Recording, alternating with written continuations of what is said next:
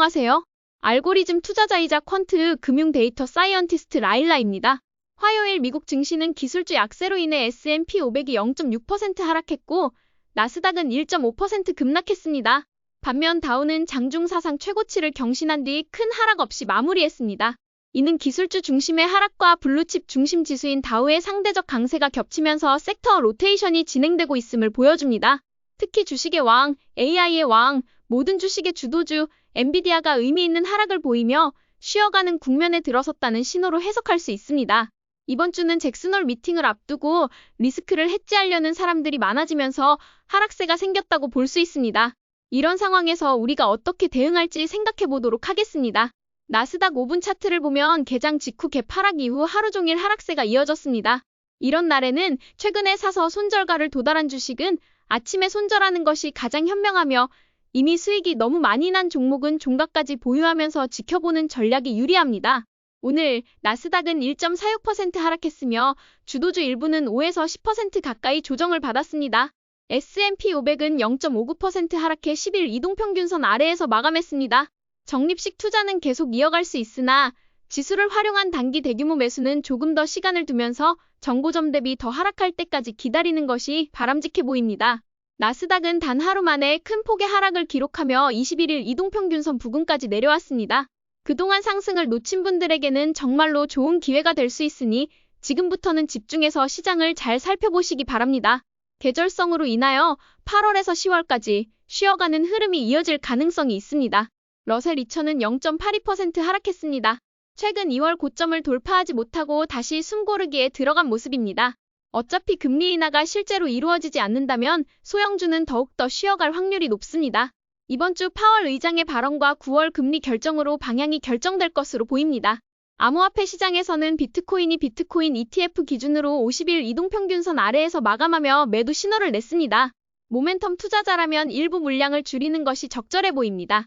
반면 장기 투자자라면 보유 관점이 여전히 유효합니다.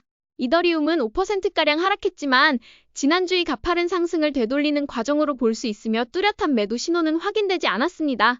공포 탐욕 지수는 60으로 하락했습니다.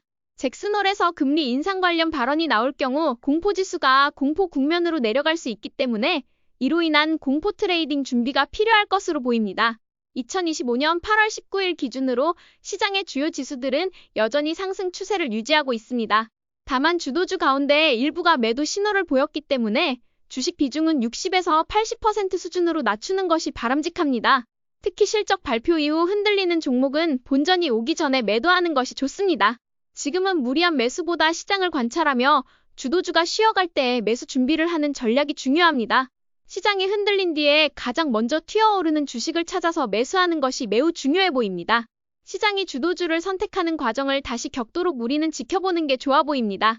이제 세상을 바꾸는 3개의 주식을 살펴보도록 하겠습니다. 주도주 차트를 보기 전에 오늘의 하락이 가슴 아프신 분들을 위하여 추세 추종의 본질을 짚고 가도록 하겠습니다. 추세 추종의 본질은 바닥을 잡거나 꼭대기에서 매도하는 것이 아니라 무릎에서 매수해 어깨에서 매도하는 것입니다. 고점을 예측할 수 있는 사람은 아무도 없으며 우리는 왼쪽 어깨에서 조금 빨리 팔지 아니면 오른쪽 어깨에서 고점을 겪은 뒤에 꺾인 뒤에 팔지 결정할 뿐입니다. 따라서 오늘의 하락이 아프더라도 아직 오른쪽 어깨 국면에 도달한 것은 아닙니다. 오늘의 하락으로 인하여 수익률이 마이너스가 되었다면 그 이유는 단 하나, 무릎에서 매수하지 못했기 때문입니다. 무릎에서 매수하지 못했다면 그 이유를 점검하는 것이 중요하며 하락했다고 시장을 원망할 이유는 없습니다. 먼저 주식의 왕, AI의 왕 엔비디아는 오늘 3.5% 하락했습니다. 이렇게 오랜만에 하락한 적은 처음 보는 것 같고 5월부터 이어진 엔비디아의 상승 추세가 한번 흔들리기 시작했다고 볼 수 있습니다. 이제 21일 이동평균선을 붕괴했기 때문에 지금부터는 흔들림이 시작될 확률이 높습니다. 하지만 무릎에서 매수했다면 오늘 하락했다고 해도 전혀 문제될 것이 없어 보입니다. 특히 엔비디아 주간 차트를 보면 큰 하락은 보이지 않습니다. 그렇기 때문에 매수를 정확히 하지 못한다면 매도도 정확히 할 수 없습니다. 본질은 반드시 매수 포인트를 정확한 지점에서 잡아야만 큰 수익과 함께 어깨에서 매도할 수 있다는 점을 공유드리고 싶습니다. AI의 왕이기 때문에 시장이 계절성을 겪고 다시 상승할 때 다시 한번 시장을 이끌 것으로 보입니다. 팔란티어는 오늘 상황이 더 심각해져 거의 마이너스 10% 하락했습니다. 하지만 올해 팔란티어를 보유하고 계셨다면 이 정도 하락은 아무것도 아니며 단 한 달 만에 50%까지 하락할 수 있는 종목이기 때문에 전혀 놀랄 일은 아니라고 볼 수 있습니다. 물론 가슴이 아프긴 하지만 이것 또한 주식 투자 과정의 일부이며 특히 오늘은 큰 거래량과 함께 하락했기 때문에 주의가 필요해 보입니다. 하지만 여전히 장기 투자 관점에서는 다 팔고 떠날 징조는 보이지 않습니다. 팔란티어 역시 4월에 정확한 매수 타이밍에 매수했다면 지금 전혀 걱정할 일이 없습니다. 물론 최고점에서 매도하지 못해 아쉬울 수는 있지만 실적이 좋은 주식은 언젠가는 다시 돌아올 확률이 매우 높습니다. 지금은 AI 사이클의 초기 단계이기 때문에 단기 시장 변동성에 크게 흔들릴 이유는 없어 보입니다. 다만 모멘텀 투자자라면 50일 이동평균선이 붕괴됐을 때 일부 물량을 덜어내는 것이 적절해 보입니다. 그리고 팔란티어를 모아가시려고 하는 분들은 오히려 50일 이평선 아래에 있을 때 분할 매수하는 게 적절해 보입니다. 테슬라는 오늘 상대적으로 덜 하락한 종목 중 하나입니다. 추세가 없기 때문에 추세 추종 전략은 의미가 없지만 오늘 같은 하락에도 이 정도 버틴 것만으로도 긍정적으로 볼 수 있습니다. 특히 오늘 버틴 주식 중 하나가 우버였는데 테슬라와 함께 자율주행 테마가 지지력을 보이고 있는 것으로 보아 연말 이번 하락이 끝날 때 자율주행 관련 종목들이 강세를 이어갈 수도 있습니다.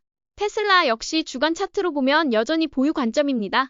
다만 추세가 거의 없고 변동성이 매우 크기 때문에 로보택시로 인한 실적 발표에서 완벽하게 드러나기 전까지는 굳이 고통받을 이유는 없어 보입니다. 장기 투자자라면 언제든지 모아갈 수 있다고 봅니다. 이제 사이클이 어디까지 왔는지 다시 살펴보겠습니다. QQQ 주간 차트를 보면 이번 주는 이틀밖에 지나지 않았는데 1.40% 하락했습니다. 상승 추세가 17주나 이어지고 있고 전고점 탈환 후 상승 추세가 9주째 이어지고 있기 때문에 쉬어갈 때가 분명히 온 것 같습니다. 하지만 무릎에서 매수했고 아직 오른쪽 어깨에 도달하지 않았다면 굳이 다 팔고 떠날 이유는 없습니다. 다만 물량을 줄이거나 실적도 없는데 가격만 보고 산 종목들은 줄여가는 것이 중요해 보입니다. 전업 투자가 아니라면 모든 파동을 쫓아 헬스케어, 통신주처럼 단기 상승 종목을 무리해서 매수할 필요는 없습니다. 이럴 때일수록 더욱 주도주에 집중하고 실적이 좋은 주식들을 정리해 두었다가 무릎 구간에 다시 도달했을 때 매수하는 전략이 매우 중요합니다. 또한 상승 추세가 꺾여 보이는 이런 상황에서는 절대 현금을 급하게 모두 투입하지 말고 혹시 모를 하락에 대비해 분할 매수를 진행하는 것이 바람직합니다. 시간을 들여 천천히 들어가는 것이 매우 중요합니다. 모멘텀 투자자들은 이제 베이스 형성의 시작 단계일 수 있기 때문에 한 달에서 두 달 동안 굉장히 인내심을 가지고 기다리는 게 중요하다는 것을 공유드리고 싶습니다.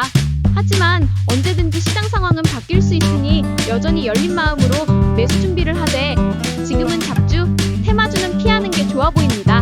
오늘도 저희 전략이 재미있으셨다면 좋아요와 구독 버튼 눌러주세요. 지금까지 방구석 헤지펀드 매니저 라일라였습니다. 감사합니다.